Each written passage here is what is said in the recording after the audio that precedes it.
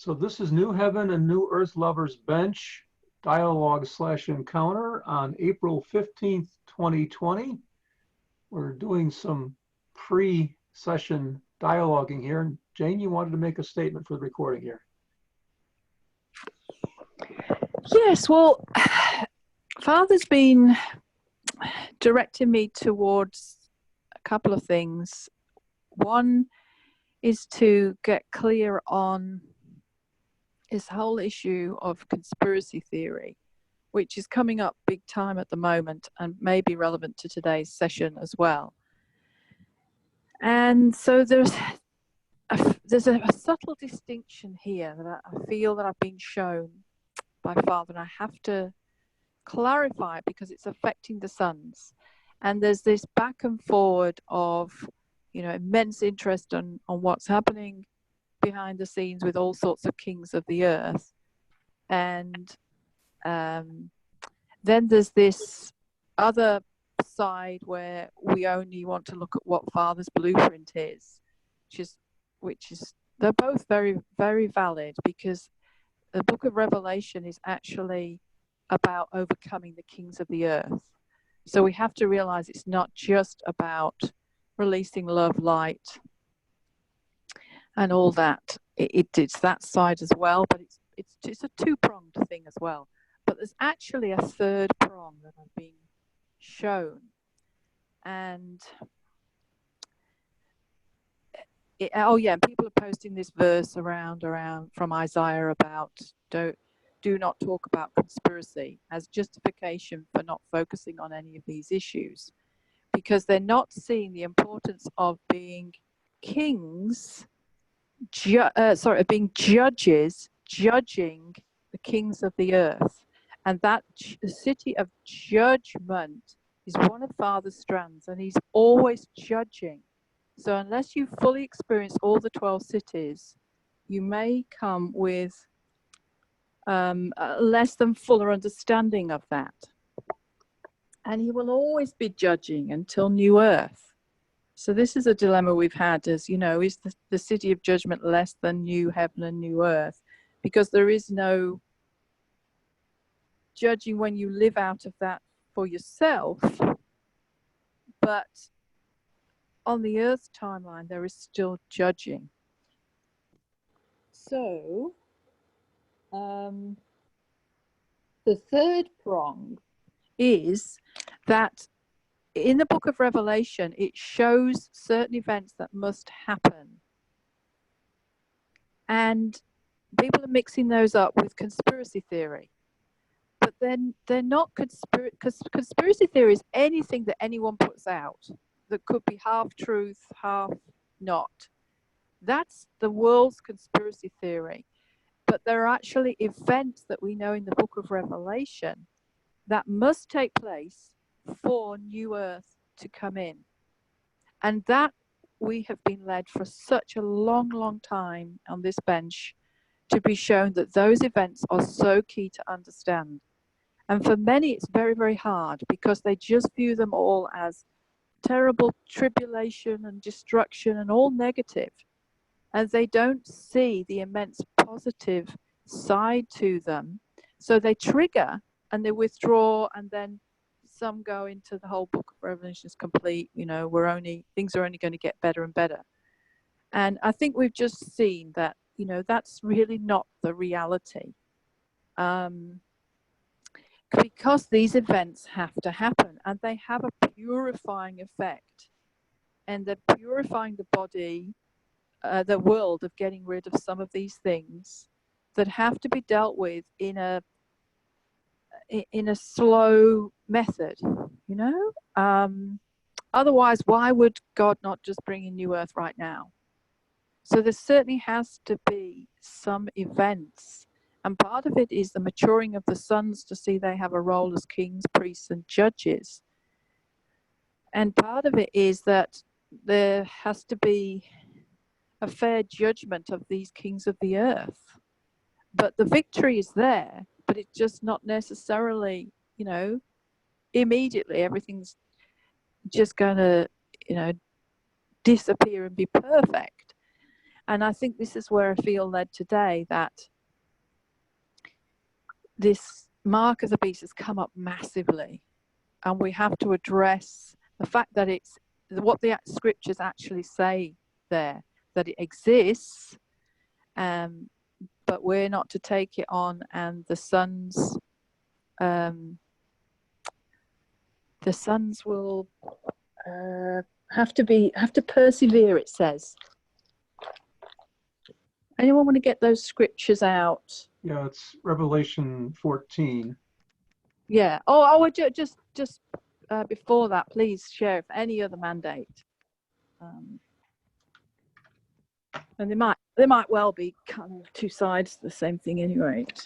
Well, Jane, there was a roundtable over the weekend. Some high-profile guys who recognize if we're not leading and we're paying attention to whatever could be a conspiracy, then we're not actually doing our job, you know, which is discerning and judging and dealing with things.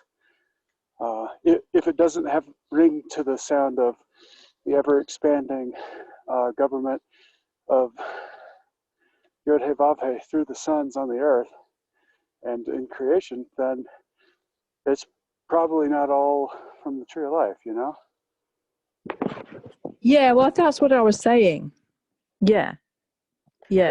So this is shared by many, and it's a current hot thing to look at. Yeah. So there's a distinction, but I still certainly just don't. I mean, obviously, we have to make an assessment of anything, don't we? But what I've found personally is shutting yourself from any sense of what might be some deeper truth about what's going on the earth doesn't allow you to really become a full judge. I have had to do some massive judgments in the Court of Judges this week, and it happened because I did I listened to what I felt was a really good source. I wasn't taking on everything they said as gospel. I was discerning in the spirit where I was led, and I had to judge in the Court of Judges some serious judgments on numerous counts. And that's what I'm saying, is that until the sons can really, really hear super well beyond, love and light, there may be a lot of things we're missing if we don't at least be led to certain elements. But that doesn't mean getting totally absorbed in every single video that's out there. But it's back to understanding what's in the book of Revelation, and that's where I feel is the weakness. Most do not know the order of events very well in the book of the end 5 chapters. So they're writing it all off as negative.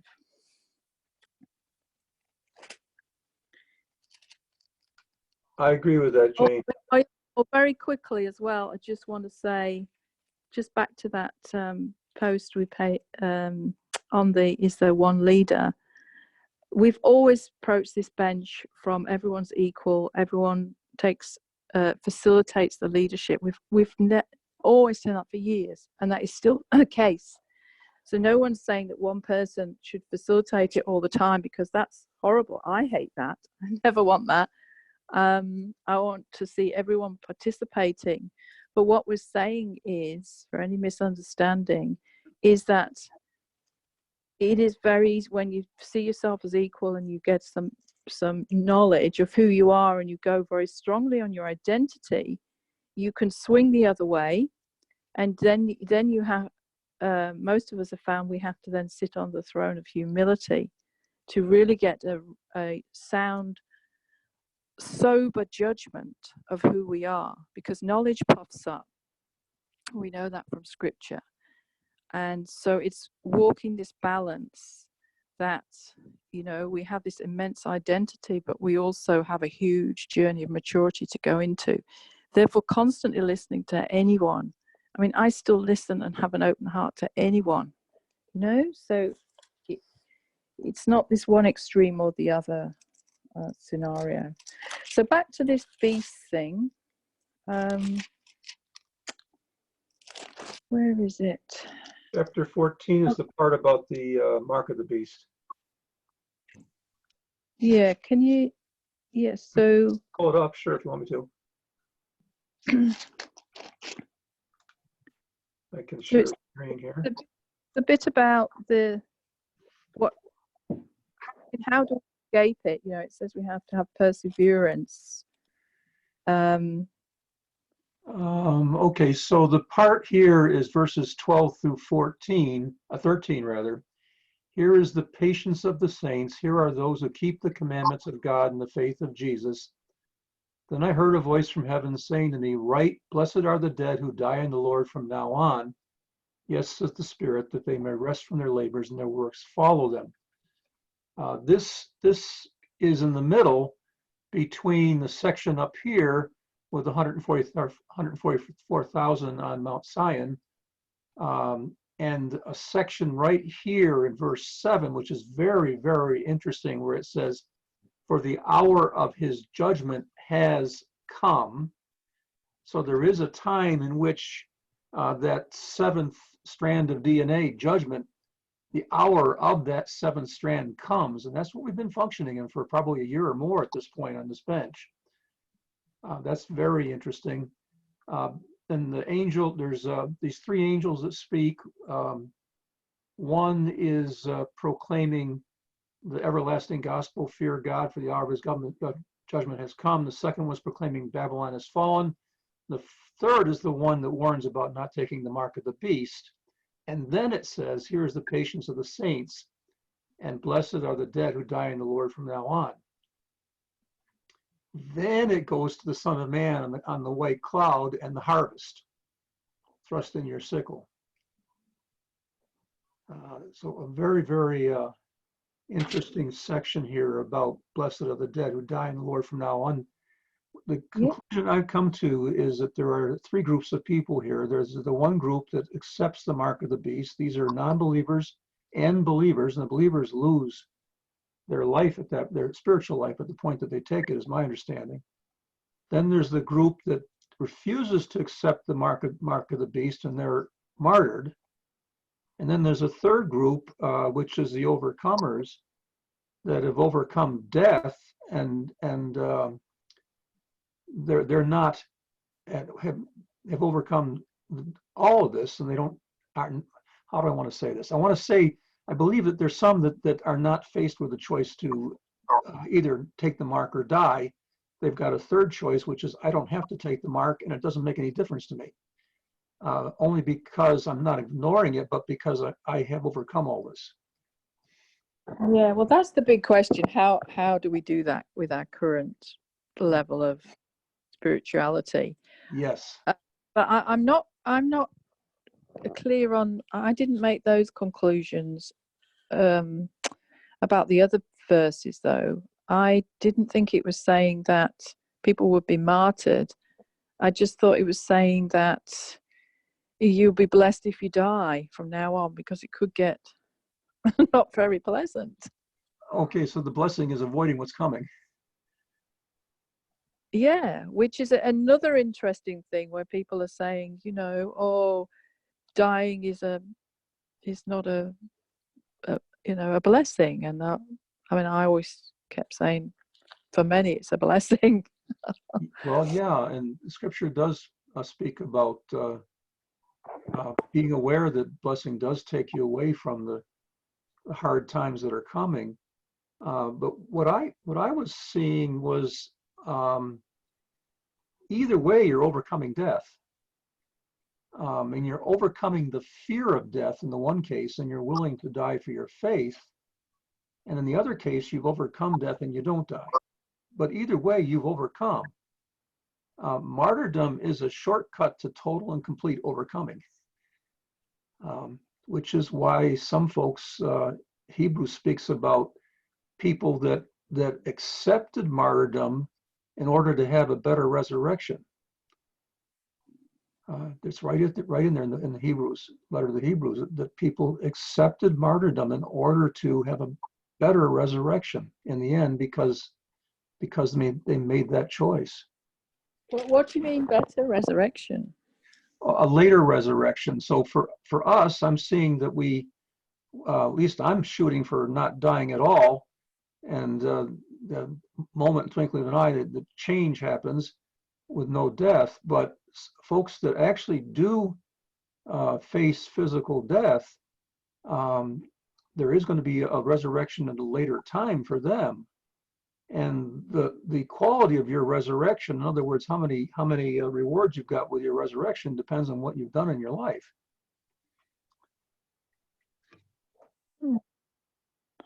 But how can we possibly, even disappearing, how can we, if we don't take on the mark and it's something like we can't travel unless we have this chip injected in us, how can we function like that?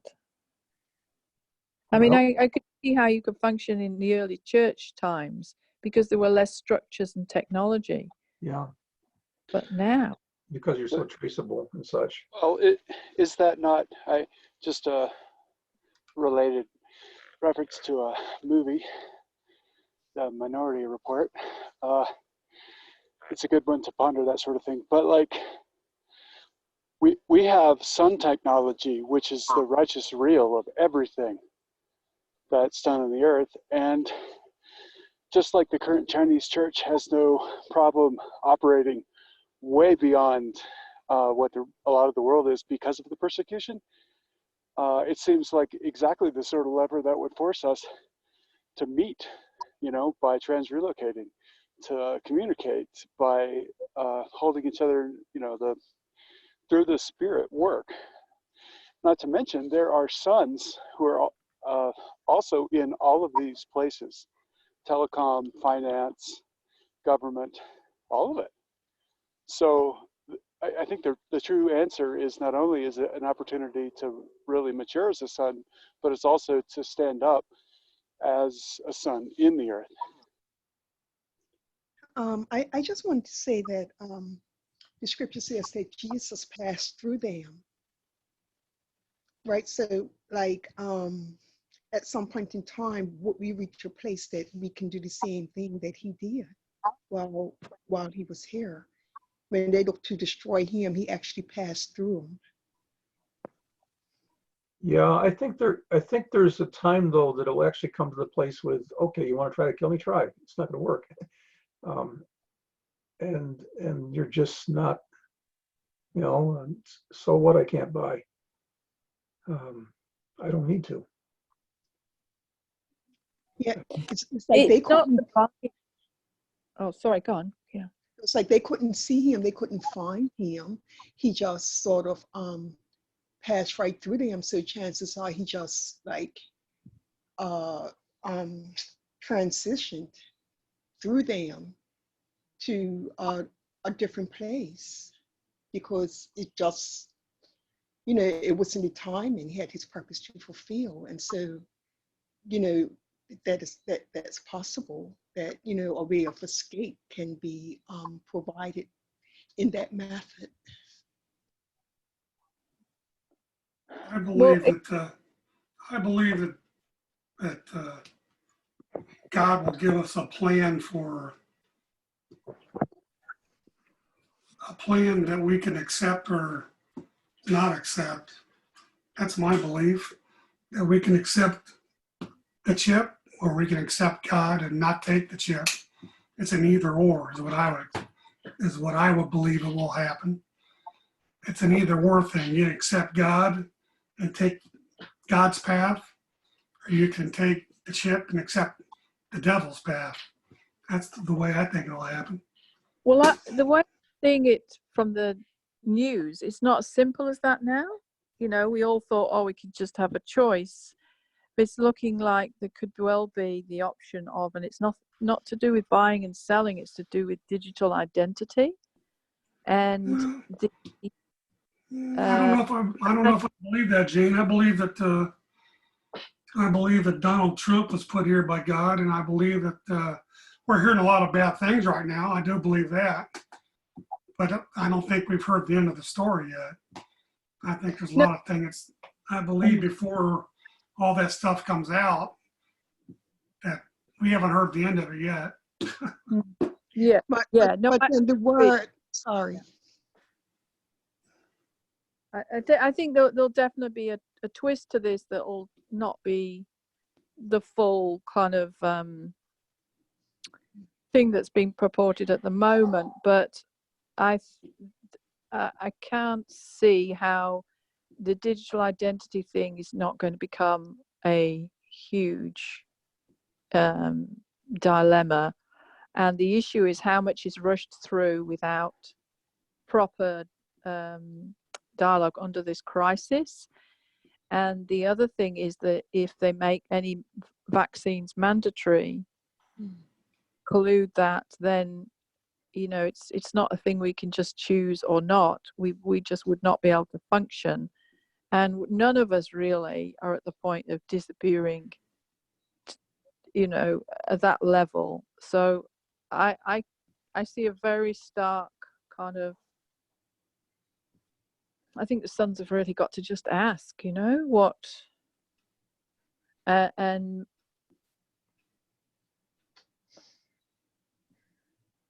it's not as simple, I think, as, maybe we just go in and really ask if. That sounds good. Yeah.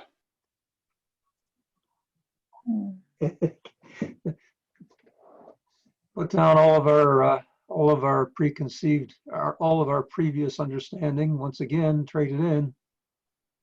But it's just two things that came to my mind because, yes, I agree. But the word says that there will be a remnant, and the word always also speaks of God's elect who can, they may be in a situation where they actually partake of poison and not die. So I know these are things like to look to be, not saying that we are walking in that now, but like, this is the things that have been spoken. And some people have experienced that in life. You take poison, you don't die. And so I think it, comes down to a certain elect that will be existing, and, where the eyes are always set on Christ somehow. I have to believe that our current journey has prepared us for what we're facing. And it's not like, oh no, we had another year before we would get there, but here it is now, so we're not ready. I don't see that happening. I'd rather be more likely to see, no, I don't anymore. I do see that we have time to see what we need to see to have the answer for this. Though I do also see that it's immediate, close. But what about acceleration? I mean, these things had to have been for some point in time. We have been talking about acceleration and things like that. There has been certain people who by desire can reappear in different places, even within this time. So yes, saying, I guess, judging within ourselves, and then we could say, well, we don't see how this is possible with us, but it's not impossible. Acceleration can bring forth the same way how the world's accelerating in what they're doing, then heaven can accelerate in its promises. Yeah. Yeah, and I mean, I think this whole thing of like not being affected is whatever we have in our bodies is a really interesting concept to overcome on.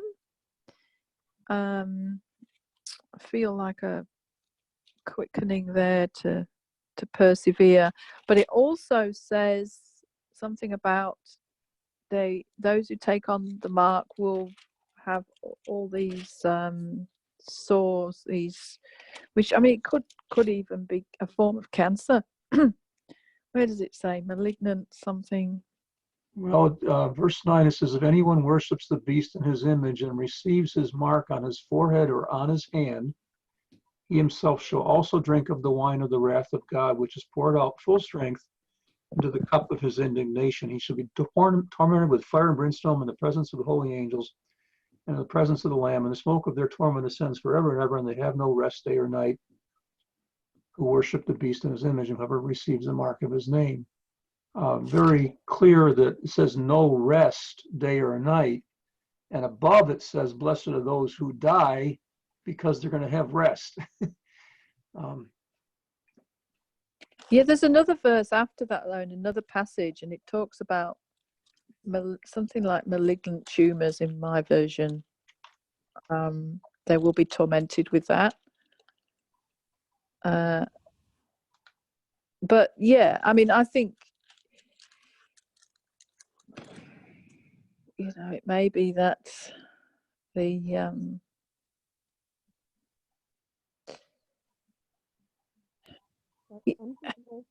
maybe we could be exempt from that, and also, or what's the other thought?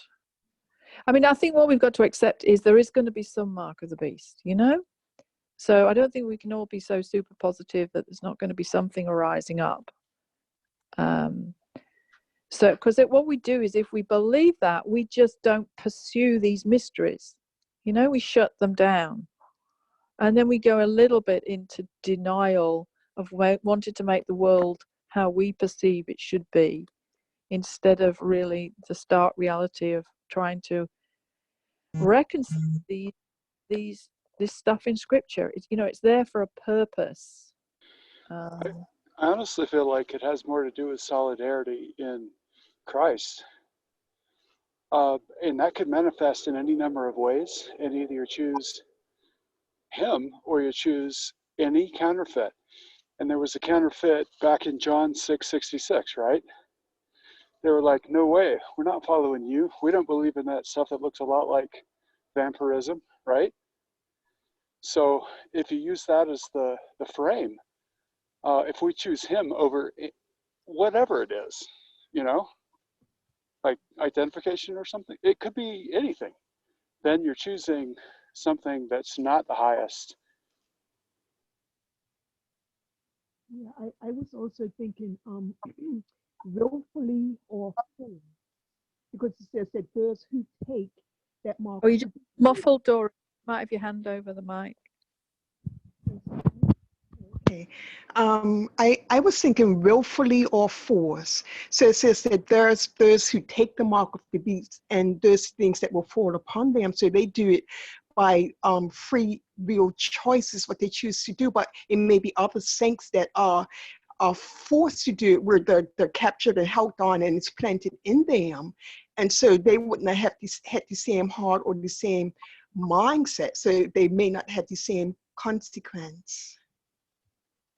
Along those lines, Doreen, it's just the way Bill just said in that scripture, those that worship the beast and take the mark.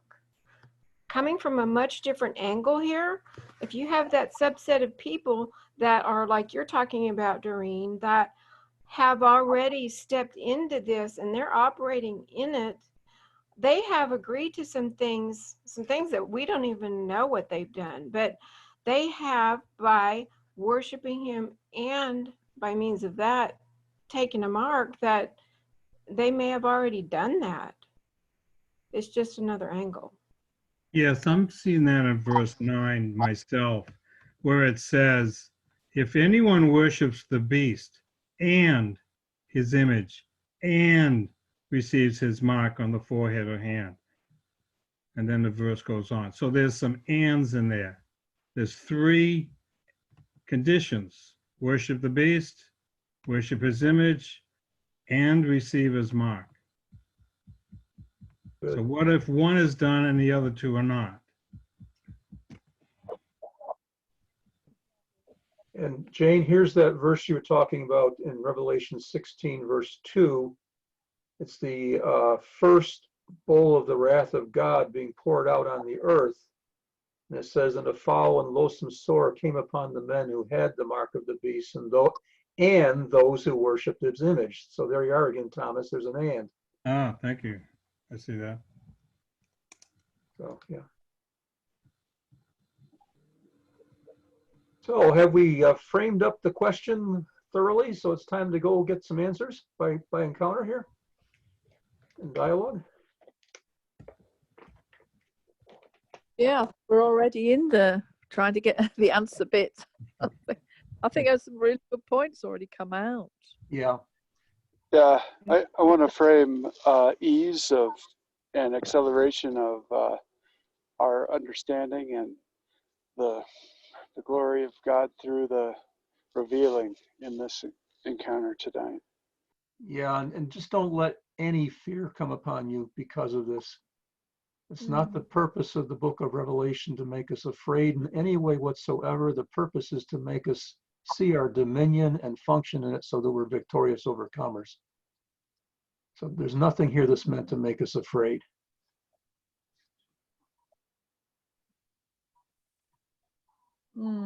I certainly could see, because you've got to remember the beast is actually destroyed. So I could certainly see this just being for a short period of time.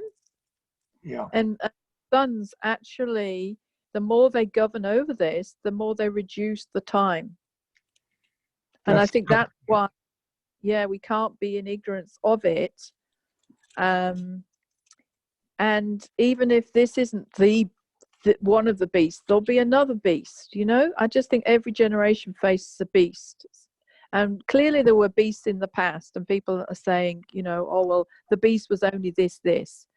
But I've asked this question so many times and I get the same answer. There is each generation has its own beast and its version. It's a system. It's not a person. It's a system.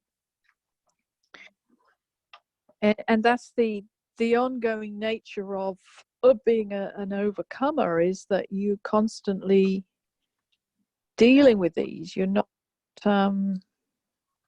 ignorant, you know.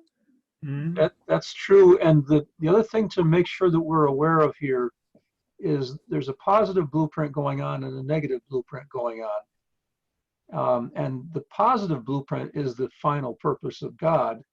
And the part of the positive blueprint that I see in this passage of Revelation 14 is a gathering that's going on out of the crowd that's going to follow after the beast. There's a gathering of people out that are willing to give their life rather than do that. And then there's a further gathering of overcomers that are completely overcoming.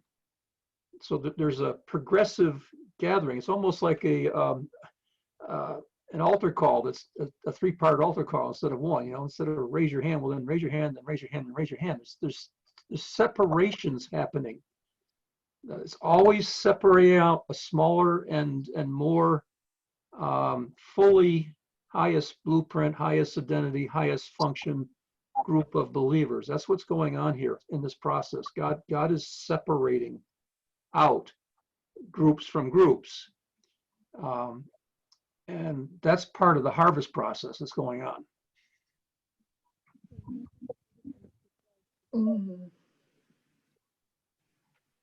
Oh, and yeah, there's another dilemma I can see. It's a big picture. Is the challenge of corrupting the DNA of man, and so this is a direct assault against that, and that's the bigger picture. And I think that's why the technology, it has to be inserted in the body, because it achieves that end. Plus, it achieves total control. And this is, this is the war, I think, that's going on, that we have to be aware of the war. And we're, you know, people say, well, we're not fighting man, we're fighting principalities, but there's a difference. We're not fighting man in the sense that we're going out and killing someone or starting a war over this. But governing and judging in the courts is a different concept from fighting man. And it's dealing with the kings of the earth. And I think that's what the maturity of the sons have to get to understand the subtle distinction. Yep. And the other just thing that's going on here too, Jane, is there's a certain amount of this that has to happen in order for God's positive blueprint to happen. But I think we can also rule to say, okay, that much has to happen, but not any more than that. And we have that ability to push it back to the place that only the amount that needs to happen happens and nothing more than that. Yeah, yeah. Um, yeah, I mean, I'm asking, the fact that could we even govern over the fact that there will not be any physical impact over any of this chip in the body, but then that would go against what scripture says. So, well, I think there's a tipping point for any, well, really almost anything. And we have successfully governed over the maximum mercy and minimum impact of the scriptures, which must be fulfilled for the new heaven and new earth to come. So this is something that's well within our wheelhouse. The other piece is, if Yeshua considers, like transgression in your mind to be the same as the body, then the idea of the identity or whatever it is that needs doing is probably already present. And so I feel like there are prototypes, possibly, but it's not something that everyone's encountering in everyday life right now. So we can judge over this and rule over it, whether it's a thought or an action, because Jesus sees them the same way, because it's a position of the heart.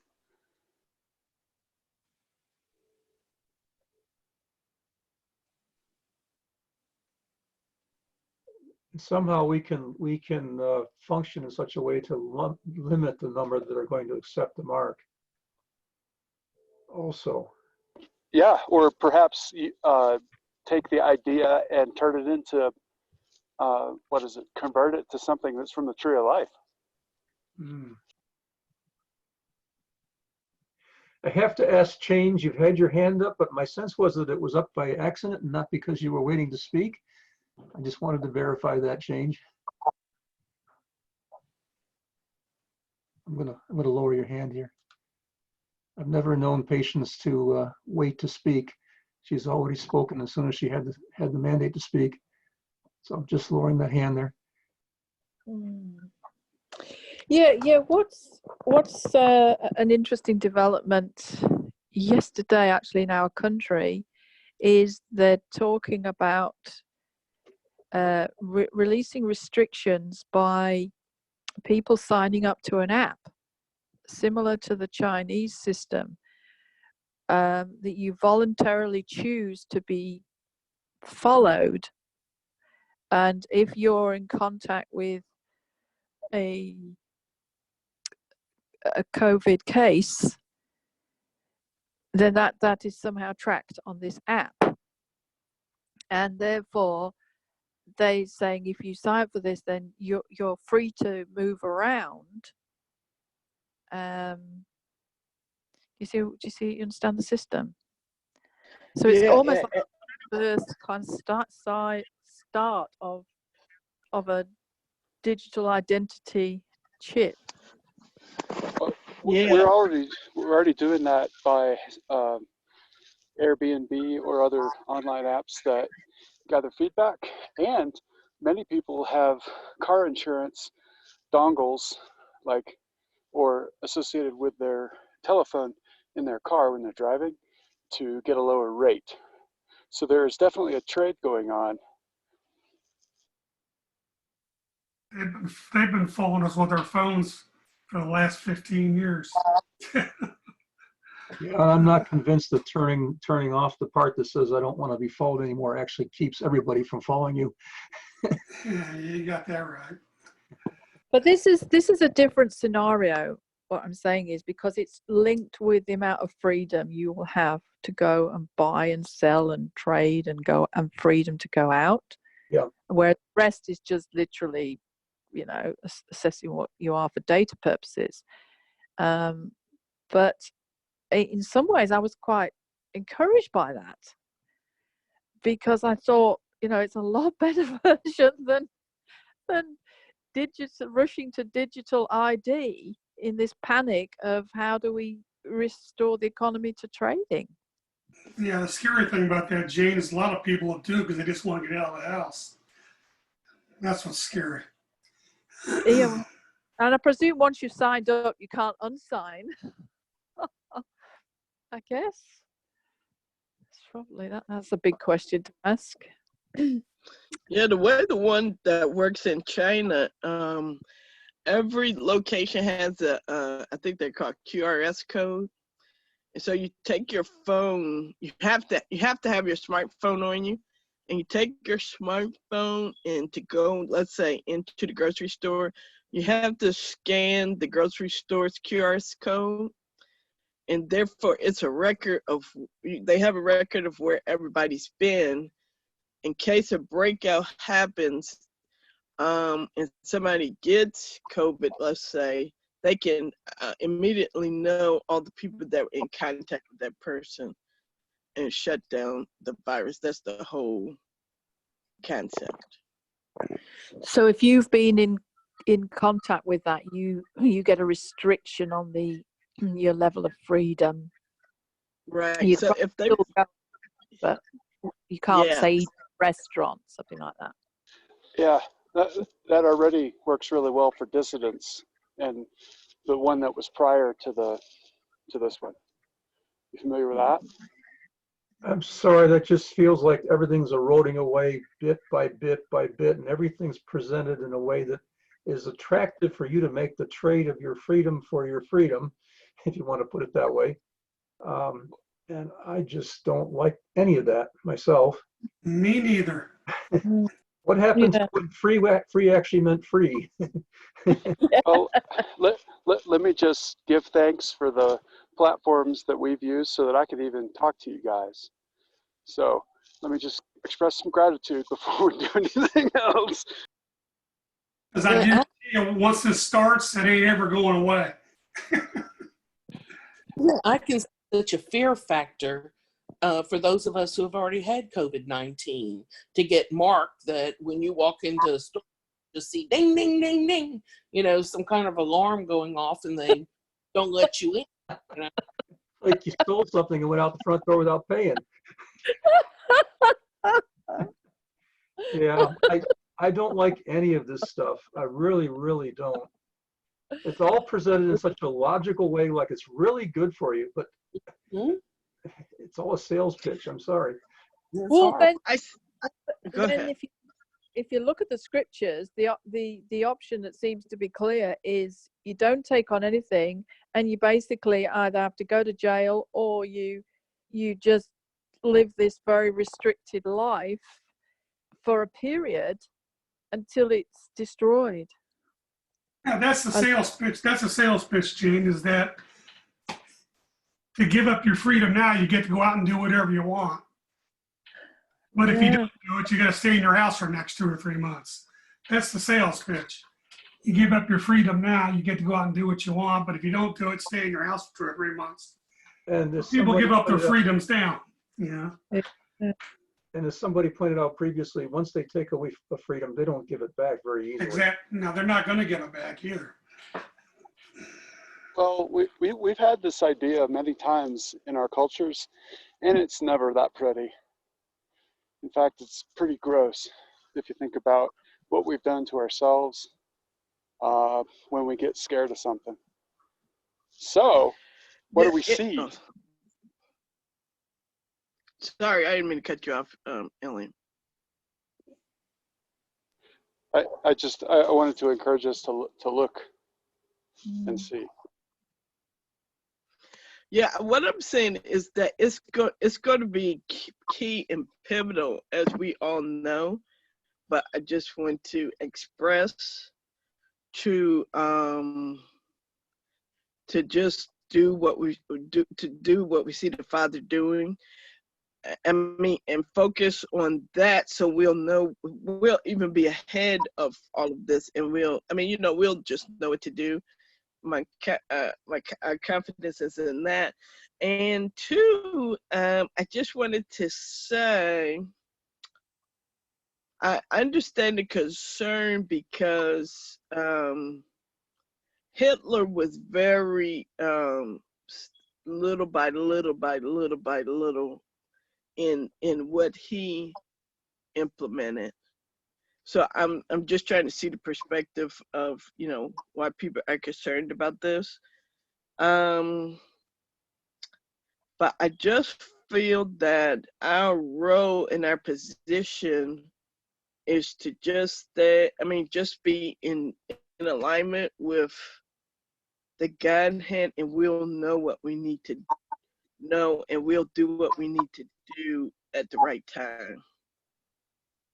Yeah, Hitler came to my mind early as well, and we were speaking of different forms of the mark of the beast. So I guess different governments. He came to mind as a form. So not necessarily man, but the military power, and Yep. and yeah. Yeah, I agree, Doreen, because he came in presenting, it really appeared like he was presenting a solution to them. But really, it was like a big jaw, a teeth ready to snap down on the bird, unsuspecting. But there were a couple of people that did see it coming. And but I don't think it's an equal comparison to compare us to them back then, because it's a whole different game with us. But yes, I do see that parallel with Hitler in the subtle introducing of these new systems. But I think I don't know, I don't mean to be repeating over and over again, but I just see our strong arm is to be positioned with heaven and just doing exactly what heaven directs us to do, which we all know, but I'm just saying that. Yeah, I'm just seeing the difference between Hitler and today is simply because knowledge has increased. So they didn't have the form of technology that we have today that could make it really worldwide. So they had one nation targeted, but now, because of the technology and the increase in knowledge, the whole world can be targeted. But the similarity was that it was an economic problem that he was presenting a solution to. And people had a felt need to get that economic problem fixed. He came along with the answer to it. And they were willing to give up freedoms in order to get the economic situation fixed. That's true. And they had all had been totally humiliated from World War I and stripped of just all of their nationality, their military, and everything. And so Hitler was speaking to a group that were ready to do something about their culture. But it seems like the same scenario because it really. You're muffled again, Doreen. I wonder why. Okay, it seems like the same scenario because it still was under the guise of deceit. So whereby they spoke one thing as a solution, but that wasn't really the inner plan. They had a different agenda. So you speak one thing to the people, and then you put them in captivity or bondage to destroy them. There were still some hidden saints that shifted it, though. They, Hitler, they had superior technology. I mean, it has serious technology. But what's powerful is that it was even miraculous, the technology that the alliance, I'm gonna call them the Alliance of Nations, but all the other nations basically, how they came up with counter technologies to help win against them, even though Hitler's technology was excellent. And I'm just saying that it was definitely a God factor throughout the whole war. And I don't know, I know a lot of people here have read that book about that intercessor. What was his name? man. You all know who I'm talking about? That brother that had a team of intercessors and they were so engaged with the war that when they were, Falls. say it again. The one at Moravian Falls. No, Reese Howell. Reese Howell. I think that was his name. But I'm just saying. But again, it's leveled up several levels from there because we've come into sonship, and so even though the game has intensified, so to speak, we still have the upper hand, and we just have the positioning. We have such a powerful positioning. I agree, and the key thing here is that the end game is King of Kings, is what I'm saying. And once King of Kings is revealed in chapter 19, it's only a chapter and a half before everything's all taken care of, and all 5 enemies are in the lake of fire, and the enemy army is dead, and it's over and done with. Yeah, and I'm not trying to be blase blah about it. What I'm saying is there's a powerful position of rest that we have. And I think our strategy is to get in that position of rest and as as living sacrifices.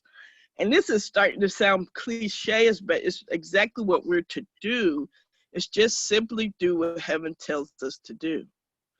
Do what he's showing us to do what he's telling us to say. We should be just a direct reflection of heaven. And that's just what I'm seeing. Well, I'm getting some greater insight for myself anyway. I'm just really sensing that this is a waiting game, and the sons have to show, and that's what it means by the patience. It calls for patience, endurance, because we endure. We don't rush in to get any of these solutions, and we allow other people to, test them. We govern over, which may be that then some of the truth rises up, and the system is not as severe. For example, if a lot more truth came out about the danger of vaccines, there would be a lot more resistance and people refusing en masse to have the vaccines, which might change the position. And I'm certainly feeling now from this call, I'm not going to rush into this signing up to this app, because I think that could easily fade away. A lot of people could do that system, but then the system could decline. But if everyone leaps into it, it could easily become the status quo for like China, that is a social what do they call it, social system where you're categorized on all these levels. So and it may be that it feels like our freedoms for going out are being boxed in, but that's the patient endurance, and we use the time to do other things that are very constructive. For me, this is exceptionally painful. I absolutely love going out. I'm an outdoor person. I love going to events. I love, I go crazy inside. And I think this is where the growth will be, is how do we reconstruct our time to do things that are immensely satisfying. And I have been part of benches in the last week or two beyond my wildest dreams. I am now part of some of the highest benches that exist in heaven. I cannot believe I've been invited to do this, and I have done so many governmental acts with these incredible benches. I'm on a whole new level than I ever was 2 or 3 months ago. I'm operating majorly as King of Kings and Lord of Lords, and I'm just flowing. I've just seen 3 or 4 new benches to be part of, that I have a way of functioning now where I'm completely free. You know, I don't even need bench Zooms. I mean, I'm just motoring with this immense level. And so it's probably reframing as well in my mind that I'm free in that sense. You know, instead of saying, well, I'm not free to go here and go there, which has been reducing my frequency. But that's what's coming to me now, is to keep reframing the freedom we have that can't be taken away. You know? Yeah, like the Nelson Mandela freedom. Yeah, and we've got freedom to be in New Earth, which is why if you really know how to function well in New Earth, I would really sense heaven calling you to explore that, because that's how you live after the highest ecstasy. And it also changes your understanding of the big picture when you see how New Earth works and functions. So that's another thing you could do with your time. Just had a sense of the Apostle Paul in prison, and I'm convinced he had complete freedom, even though he was in prison. Well, I have a significant focus on chapter 14, the first 5 verses, because I'm interested in knowing who the 144,000 are and how to be part of the 144,000. So I'm trying to figure out who they are and what is how did they get there? Father told me, Thomas, that it's the forerunners. Well, that's pretty much what I think too. Well, we've had numerous encounters on this, Thomas. It might be worth you trying to find the recordings. I can't tell you how many times we've gone in about who are the 144,000. And so, yeah, anyone who's feeling that, get that, because I don't see sense for this bench now is to go over all that. It's exceptionally deep. Okay. But suffice to say, if you really go on that journey of seeking, our understanding is that it's for those who are absolutely go the highest.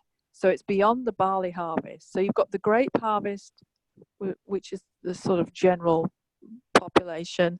You got the wheat harvest, go part of the journey, maybe the 30-fold, the barley harvest, the 70-fold, and the 144, you could even say, are the 100-fold, who would go every way to be the full out wife and are willing to do the whole journey of everything we're called to, not just, parts, not just being a king or being a priest, or not just intimacy, everything we're called to, we go the fullest journey.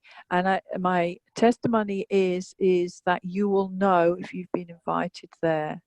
It's not something you just choose to be, oh, I'm going to just step into being the 144,000. It is an invite when you've demonstrated to heaven how much you've done behind the scenes and how much you know about the heavenly protocol and how heaven works. Well, I've had some experiences in that line. I'm just moving. I want to move deeper. I've got other things I'm working on to move me deeper, but I just wanted to share that is personally for Thomas my focus. It has been for a long time, and incrementally I get downloads from time to time that move me a little further along. Wow. But, super. Okay. Awesome. I mean, that's really the goal of what we're trying to do here, is inspire people enough to have that desire that they want to go on that journey and not compromise with part of the journey. I mean, it's just awesome. And I still see in the spirit, there's a few places left,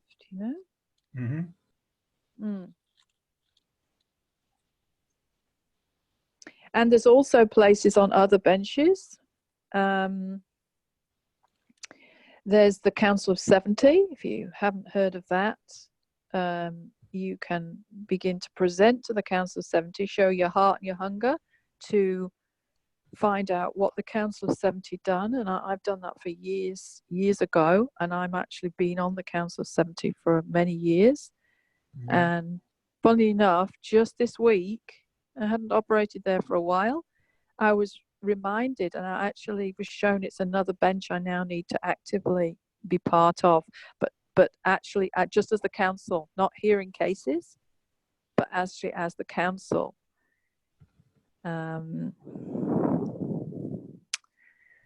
Yeah, and also pursuing the Chancellor's houses.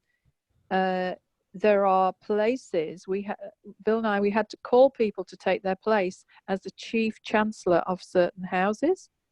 Mhm. So I was shown a while ago that I'm actually chief chancellor of the Scroll Destiny House, and that totally typifies my whole journey has been around that. So I've been invited to actually work with the other chief chancellors of the chancellors' houses as a bench of 12, and that's another function you can move towards. And again, it's really it's really about how much you hunger after the knowledge of what those chancellors' houses are for, and you function out of their particular concepts. That determines if you get invited to be that. So that's in our court. You know, it's a bit of both. You know, it's desire and it's invite. Well, as a general, I am a chancellor on the military side. So I'll just keep moving in that direction. Yeah, so that's interesting, because I wonder if that's linked with the weapons side house, you know? Probably so. I just want to put a plug in for, even though some of us have skipped a few things, if you go back, it'll be richer, and you'll get other stuff from it. Yeah. Anyone else feeling any for themselves? What would they do if they're faced with these dilemmas?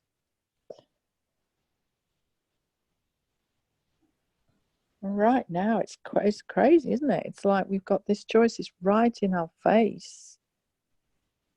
It does appear like it's around the corner. Mm. And I think that part of what we're doing here tonight is preparing ourselves to make the right decisions. But I also believe that the identity and function that's available to us is going to be enough to have to make the choice of taking the mark and dying, or dying spiritually, or not taking the mark and dying physically. I still believe that that's certainly good. That's a good choice to be given, and it's a good choice to make that choice and not make the wrong choice.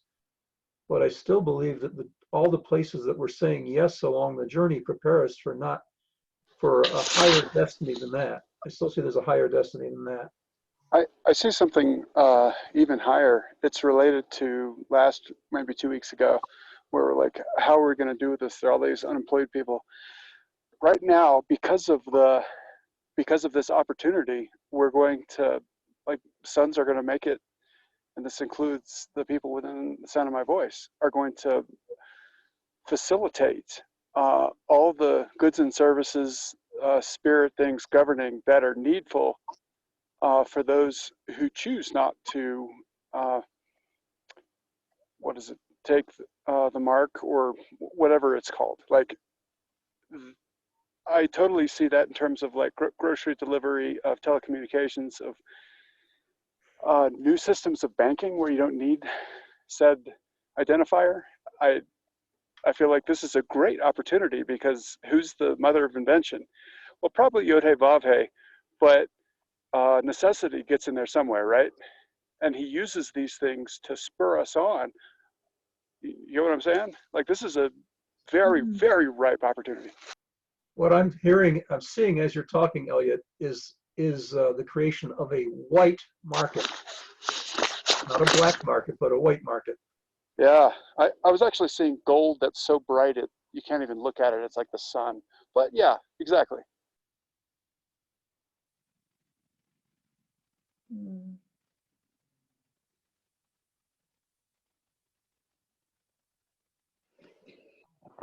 Yeah, that's why we're in the middle of this Sabbath right now, is to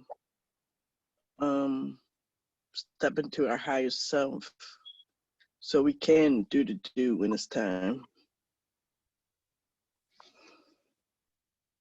Yeah, one of the things I'm seeing is like a volcano and the erupting, and it's as if it erupts all the good systems, people in charge, godly people, erupting truth of what is the real situation. So the right advisors are rising with the right truth to the people in the right decision, the power deciders, and but also the corruption, the wrong trading is being thrown out as well. And so the systems and the choices are less stark. And I think we've actually seen a lot of that already happen just in the last couple of weeks. I mean, even with the WHO thing, the whole Trump is getting some very strong vibes that there is some dodgy stuff happening with the WHO. He's looking into it. He's put a hold on the funding. I mean, these are actually, I saw that a week ago and I was governing over that, and it's actually happened this week. So I am thrilled with that. And I see a lot more that some of his advisors have to go. They're the wrong advisors, and he has to get surrounded by people like even the sons, start seeking out the sons that we can become advisors to these kings of the earth, to show them some of the dilemmas that they might not be getting the full story on. But having said that, I do think they know an awful lot more than we realize, and they are working towards this plan, which is so glorious. And what's interesting is there's so much come out about the danger of vaccines recently, that could bring a whole new spin on how that's implemented. But the digital identity hasn't come out yet.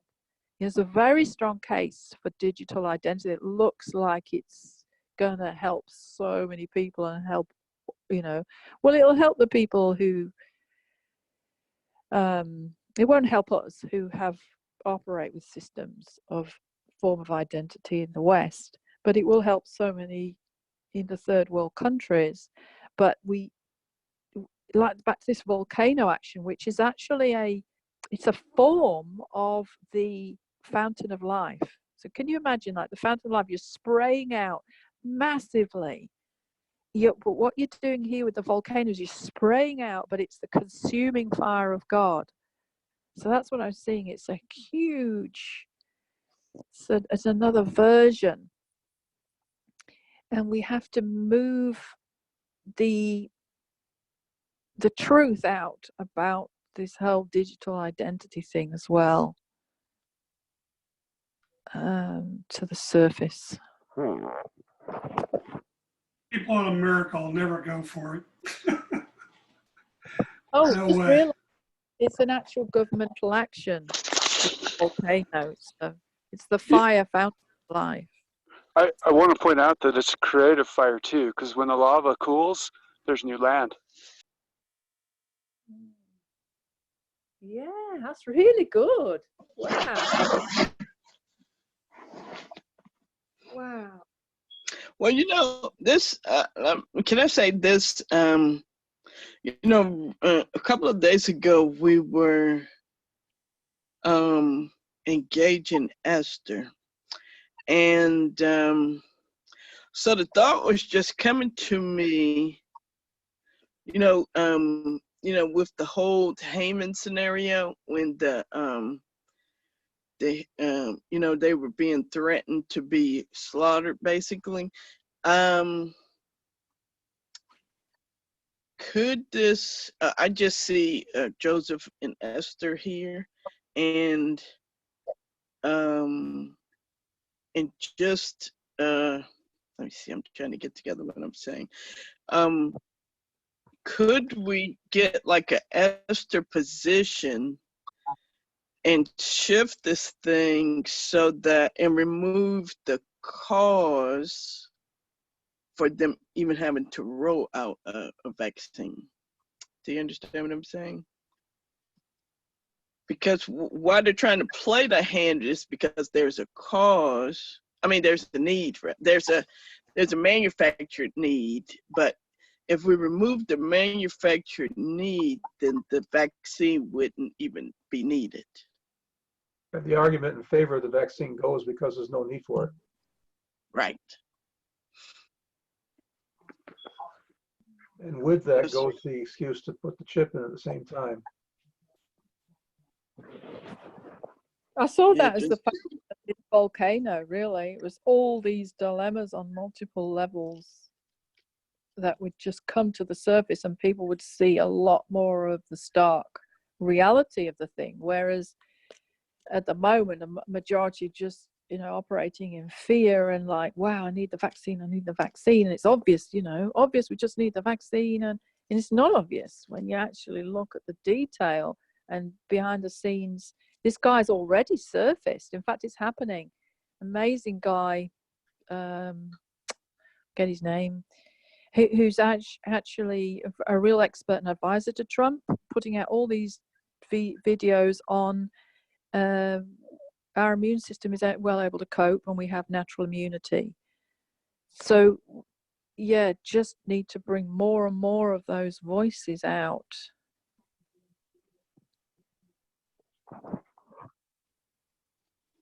Yeah, I saw a guy saying the same thing.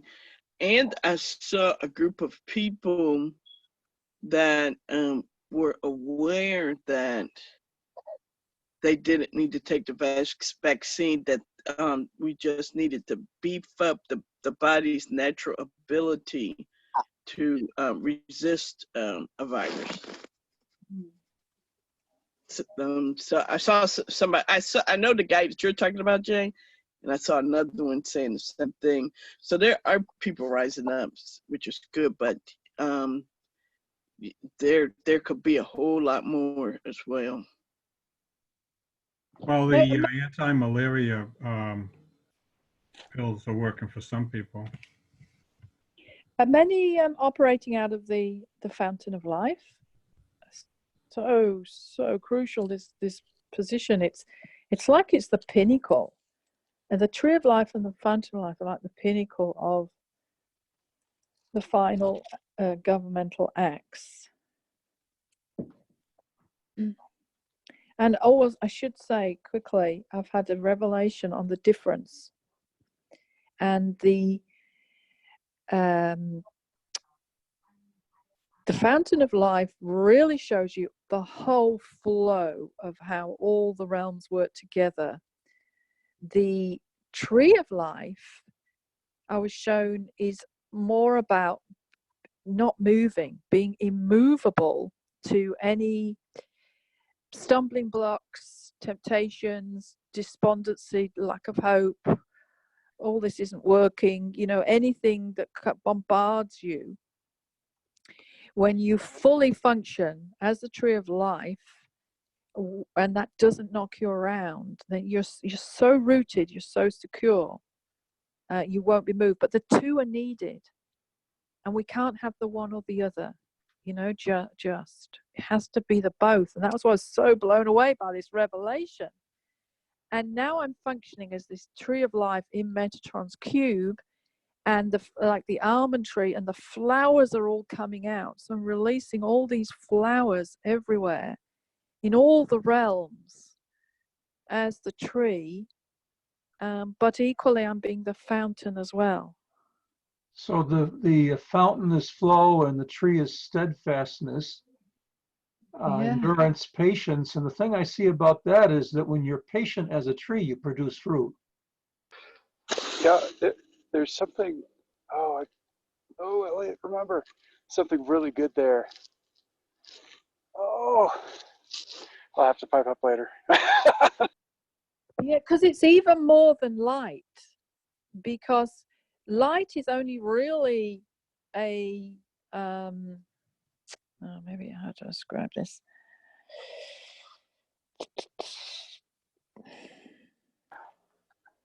Yeah, it's easy if you say you function out of light, but you don't understand all the other differences, fire, gold, all that. You're sort of jumping to the highest conglomerate thing, but then breaking down what light is, that it has, and that's why there's 7 rivers of all these different qualities. You can function way more depth than if you just release a light or a frequency. Can you see what I'm saying there? Yeah, because you've basically you've seen all the different pieces of it, and each piece has a nuance, probably. And a function and a role. Yeah, that's it. And, you know something else, Jane? The tree part is basically it's akin to immortality. You're immune to everything. Everything. Wow, that is so good. Yeah, and that's why I think the blueprint for that is the lampstand. Yeah, it is. It was your revelation, Thomas, that got me into this. Suddenly got this immense hunger to seek what your picture was, and I suddenly started operating in it because I got that hunger.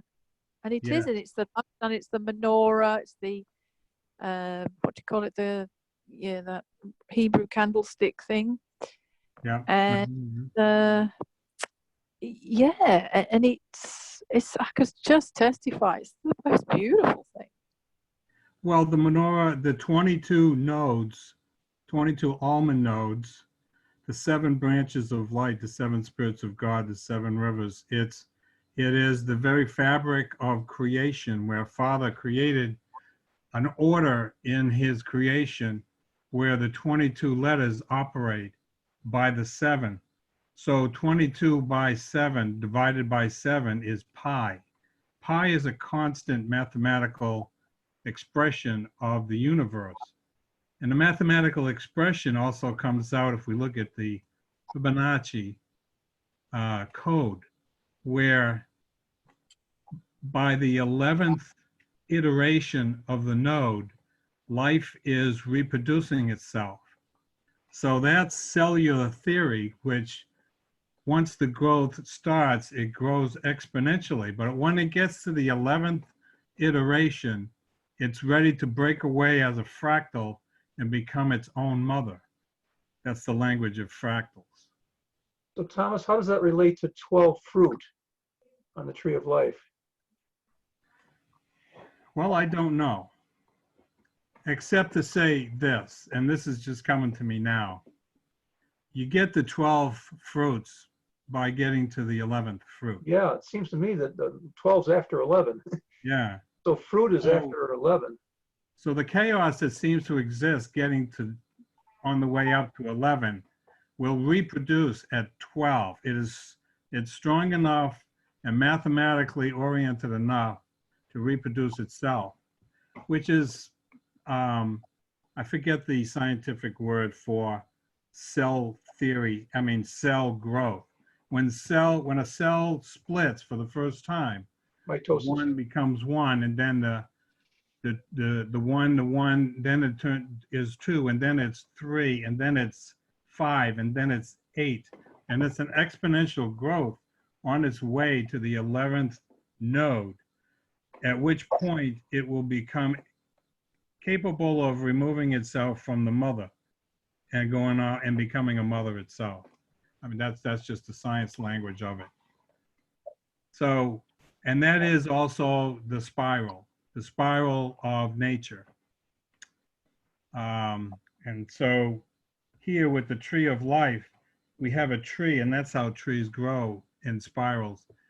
It conforms to that code that Father's built in to the fabric of the universe, which is mathematically oriented. That's Father's order.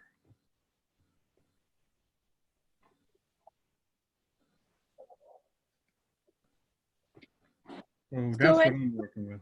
Any agreement around this governmental position or another governmental position for today to do this act from?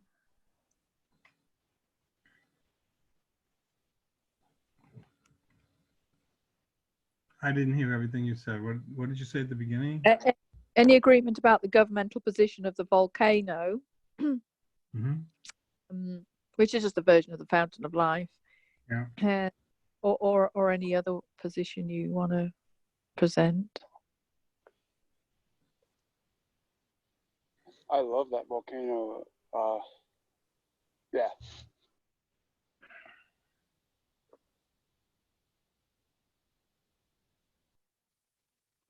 I love it as the cycle of life.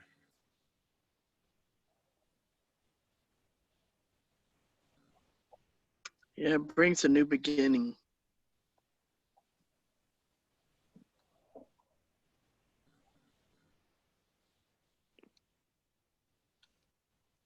Anyone else? Good to hear from a lot of the bench.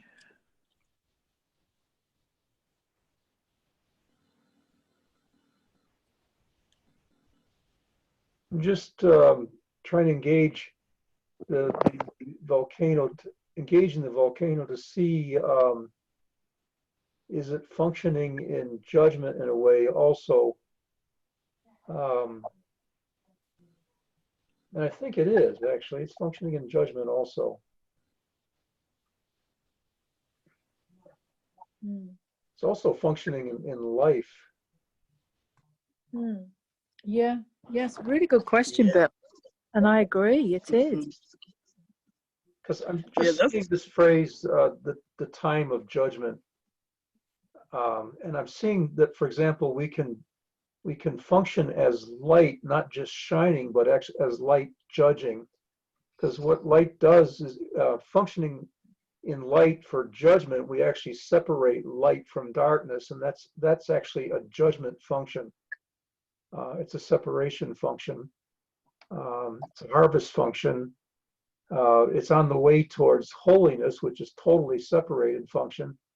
I'm just seeing how it fits into the different strands of DNA that are in that general area that we're functioning in.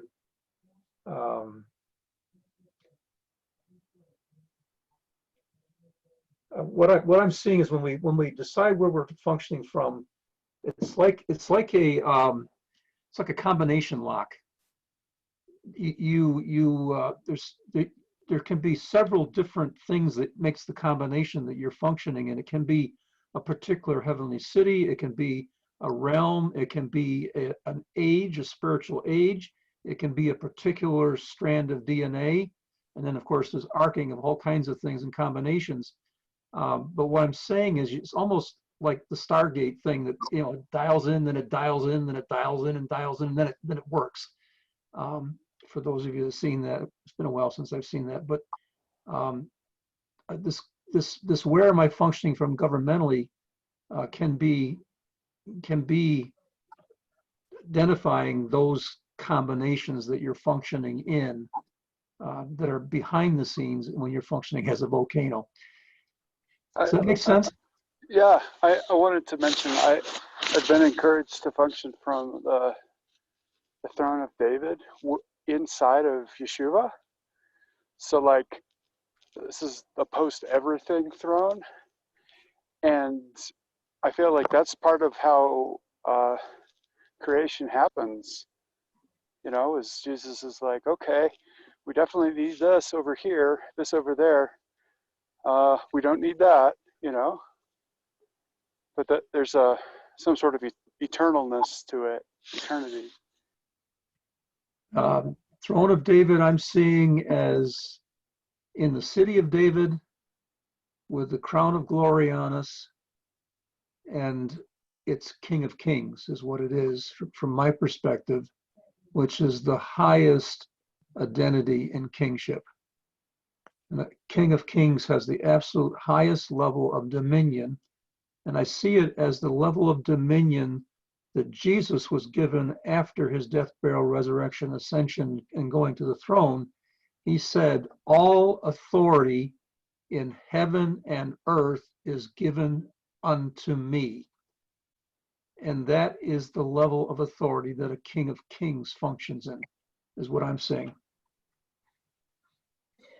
Well, this volcano, the encounter that I'm seeing is it's the 144,000 are circling around Mount Zion, and they are singing a song that only they know, and the song is a governmental act.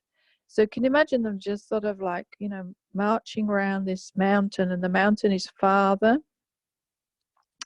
And then there's also in the inner circle is the bench of 24 elders. So you've got two benches there, governmentally doing immense acts as King of Kings, Lord of Lords, directly into the heart of Father as the mountain. And then that's when I saw the volcano erupt, because the power of them who'd done the journey thoroughly, had overcome, who knew all the elements of heaven, could he cause this eruption. And the mountain is so glorious. It's like contains every element of heaven, you know? It's just, if actually I'm getting revelation now, it's way more than fire. It's not fire, because that's different. It's I don't think there's a word for it. It's all the elements of heaven, you know, the glory, the light, the seven rivers, the laws, the fruits of the tree of life, the treasury in the treasury house, the chancellor's houses, the weapons, the destiny scrolls, you name it, everything being released in the volcano. And I've just had another revelation, Thomas, from your I keep speaking to me, because you've now posted the Fibonacci. That's what the volcano's like, because it erupts, but it's also there's also this sucking action as well. And the Fibonacci, and I've seen this as the first element of New Earth, it's a sucking action. So in New Earth, you suck everything from eternity, infinity, New Jerusalem in the age of new beginnings. You suck it down, like this vortex goes down and it becomes into New Earth. So you can just function as the Fibonacci symbol, a New Earth, if that's as the first thing you ever do. That was actually the first things. I was like a flower on New Earth, and there was just sucking in. I was just about to say that, Jane. That same thing. I see the the spiral. You know, I see the spiral in, because somebody said even earlier, the circle of life, in this whole thing that happens with the volcano, because there is a death, but there's a level up that happens. It's almost I almost want to say resurrection, because there are things that die, but in their place come even more vibrant and better things, and the land extends, so everything comes back even better. You know how an island grows because a volcano erupts, you know, more land mass is produced. But I was seeing that spiral too, and it made me think of the flower of life. So, and then you said the Fibonacci numbers. So it is a cycle of life, and it's a level up. It's a death, but there's a resurrection of things that's even better than what was before.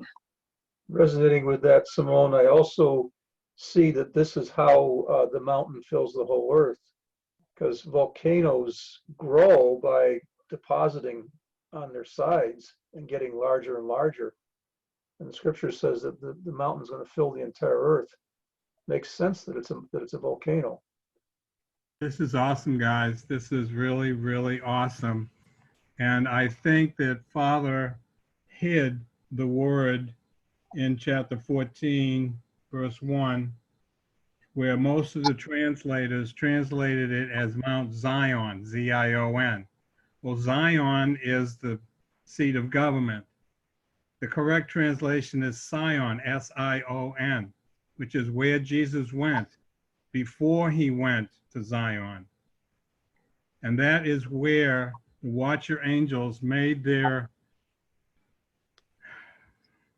decision to disobey. And that is where Jesus went and said, the gates of hell will not prevail against my church. And he revealed himself in his transfiguration body, showing us what we are going to become. So from my orientation, Father hid that so that those that are looking for it, only those that are looking for it, are going to find out that the correct translation there is Mount Sion with an S, and then lead them down the trail to find out what Sion is as being different than Zion and why. So our life begins in the next, when we reach the 12, which is really the 144. Because if you look at the Fibonacci code, the 11th number becomes the 12th number, which is 144.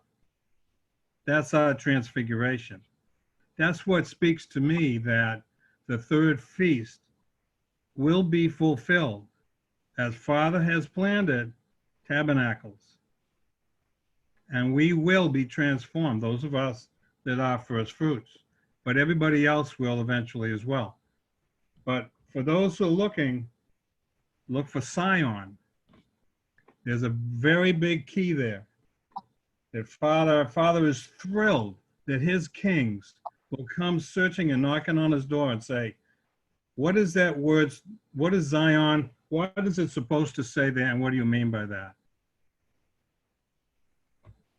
Father.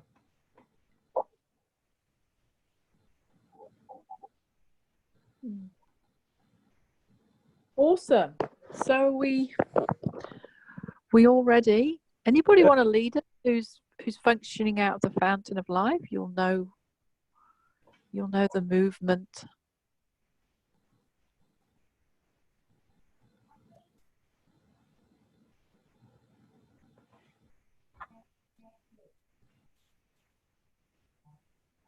No one? Okay, well, let's just see this Mount Sion with an S. And we're circling it, and we're observing the 144,000 singing, giving immense honor, glory to the Lord. We're seeing this mountain. We honor the bench of 24 and their immense sacrifice, immense giving of their body, and the journey they went on for the sake of knowing the Lord.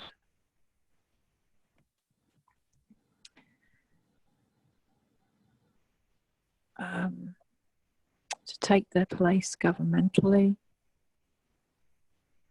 Right now, this day, this hour, we need the full army of heaven to help us.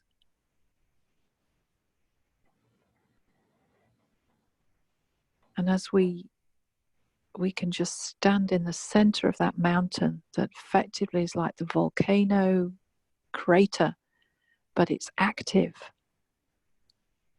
We're sitting in there, and we're part of the lava spewing out, shooting out truth, destroying false fake news, false directions, false systems that are no good for mankind.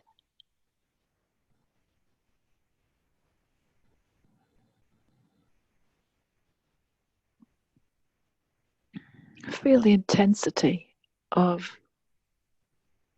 the inferno that's there, the burning up, but yet the creating, the up and the downward sucking in and the shooting out, the two-way flow. Oh, well, actually there's a three-way, because the lava that's shooting out is settling on the edge, so is the creating function. So we're creating new soil, new earth. We're creating, so we're creating more of new earth right now on the earth.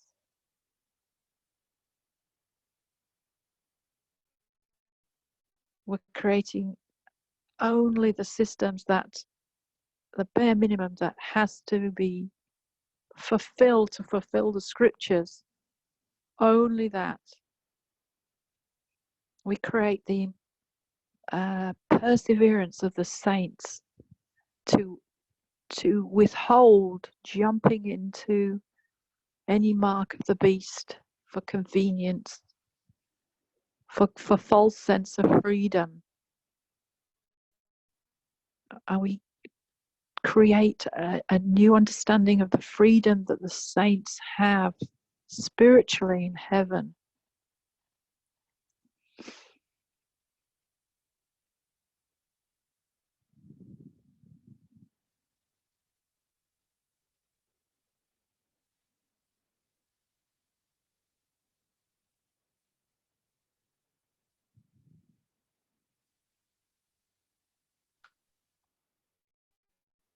Seeing also that as this lava flows, it hardens up, and there's a steadfastness involved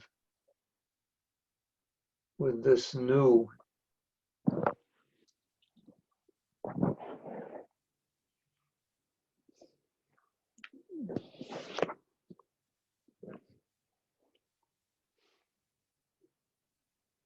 So this is going to sound a little cliche, but I feel like we're grabbing creation and saying, "We love you, we love you." I love that. I love it. Not going to forget that one, Elliot. Thank you.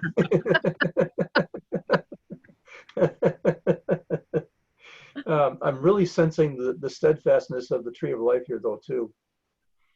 The patience and the endurance and the. Well, if you think, well, the mountain doesn't go anywhere. The mountain of God always stays there. So it's very similar to the tree. Yeah, both aspects are here, and I'm glad you pointed that out. Well, Revelation 3:10, since you have kept my command to endure patiently, I will also keep you from the hour of trial that is going to come upon the whole world to test those who live on the earth.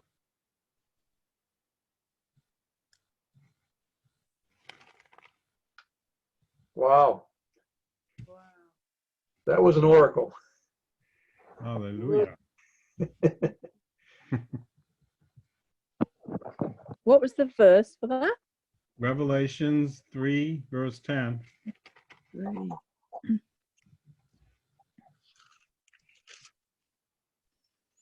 So I think we're just getting an upgrade here on the and then we must incorporate all the other elements of heaven to release those as well. So it's an accelerated act on how to release everything in one go.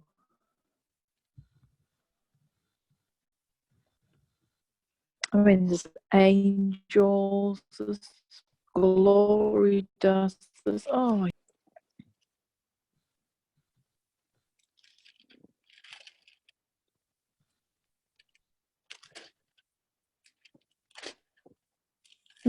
Are we complete? Just wanted to point out that what Thomas said about Revelation 3:10, it speaks about the hour of testing, and I'm seeing that the hour of judgment is the same as the hour of testing. Good point. They're both an hour. Does that mean kind of like they're fairly short though in the big scale of things? Yeah, hour is not very long. Yeah. Yeah, like the hour has passed when blah blah blah. It's like a point in time, whereas a day, this is back in my day, which is like a long time, you know? Yeah, exactly. It's a short period of time that arrives and then is over. Yeah. But Having it's just enough time purpose. to create all these new things that solidify the position of the Son's government of Yahweh in the earth. Amen. Yeah, I really feel our function as a volcano brings us to a new place of creation, but also permanence. You're not going anywhere. Yeah. This mountain's right here. It's going to grow, but it's not going to go anywhere. Yes, because if you look at the couple of verses after that in 3:10, 3:11 is no hold on to what you have so no one will take your crown. So this is so important that we don't relinquish any of our crowns in this panic of what's happening here. And we then, it says, he who overcomes, I will make a pillar in the temple of my God. So it's like we're all being built up to be an immense pillar that can hold the weight of society on its shoulders to forge the way for society to be. Seeing that this relates to strength too, Jane, one of the 7 crown thrones, it relates to strength. The pillar is strong and this volcano is strong. We're increasing in strength. We've been increased in strength.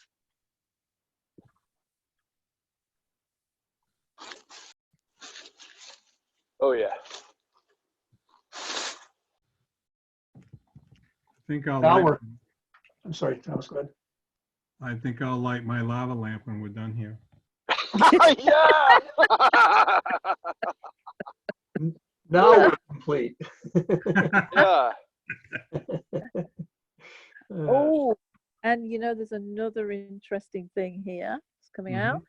I've been directed to start judging again the ecclesia as the descending Son of Man. And this verse is right in the middle of all the judgments of churches, the 7 churches. So if you have not understood that, or we had an immense encounter on this bench with that, you might want to find the recording of that. And I do believe we have a page. And I'm gonna I was just led yesterday to bring it up as a topic tomorrow in the Patreon activation meeting, because I got the apps. I wasn't going to do it. I was going to do something else, and I just got told, like, this is of urgency. We have to begin judging the ecclesia and understand what it means to become the descending Son of Man. And there are some of these issues the churches had, the ecclesias had, that are relevant today, but I was also told there are some new wrong trading that we have to judge. So it's not just judging the same concepts they had going. And we need to be asking, what is the new wineskin and the old trading into now, big time, that is affecting their power and authority?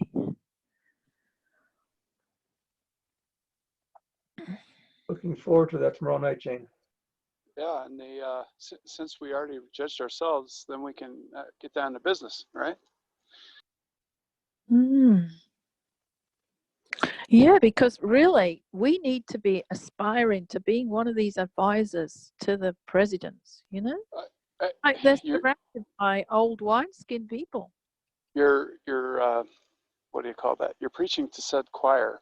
I'm pretty sure everybody who's listening to this is like, hey, not only is that a good idea, but I've been called to it. Some of us even live near capitals. How about that? Hallelujah. Do you, Elliot? I live near the capital of my state, but Simone lives near the capital of the country. Oh. Ah, she's a Marylander. Oh.